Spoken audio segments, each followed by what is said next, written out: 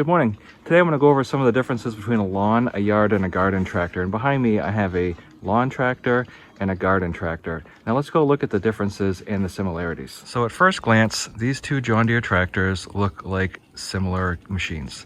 They both have 16-inch front tires. One has 24-inch rear tires and one has 22-inch rear tires. One has a 54-inch deck, the other has a 48-inch deck. Can you tell which one is the garden tractor and which one is the lawn tractor just by looking? Let's start with the rear axle of a lawn tractor. A lawn tractor is going to have a lighter duty transmission. This one has a K46 and it's going to have probably a 3/4 inch axle that goes into the wheel rim, and the method that axle turns the wheel is through a little square key.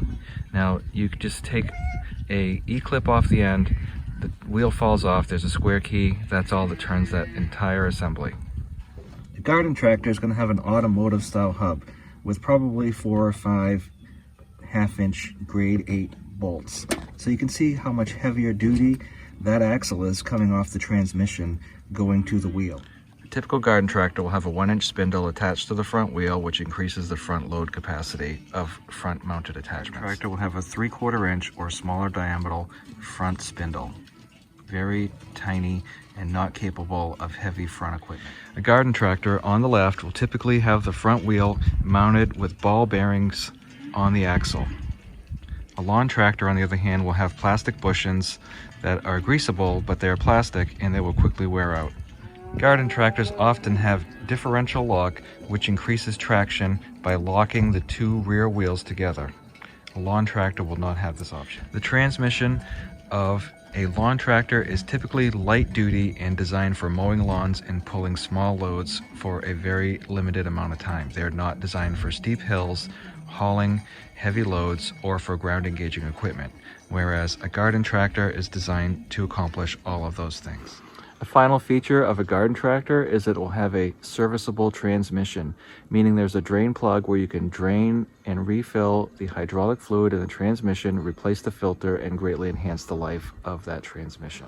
Now there are going to be people who argue with me, but with a K46 transmission, it is perfectly fine for lawn mowing, it is perfectly fine for bagging, hauling an aerator or a dethatcher periodically. It is not designed to haul heavy loads of wood, to have a front end loader installed, etc. With a K46 transmission, it is critical that you keep the transmission fins clean after use. Now if you crawl underneath that tractor, you'll see there's a fan. Make sure those fins are clear of grass and debris.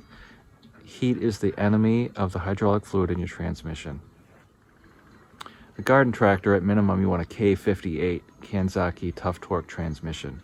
Now there are some manufacturers who will advertise a garden tractor with a K58 transmission. And while that's okay for light hauling, snow removal, etc., it is not designed really for ground engaging equipment. So a K58 transmission is for a yard tractor. Now a yard tractor is a fantastic tractor for snow removal, hauling loads periodically, hauling a heavier aerator, a lawn roller, etc.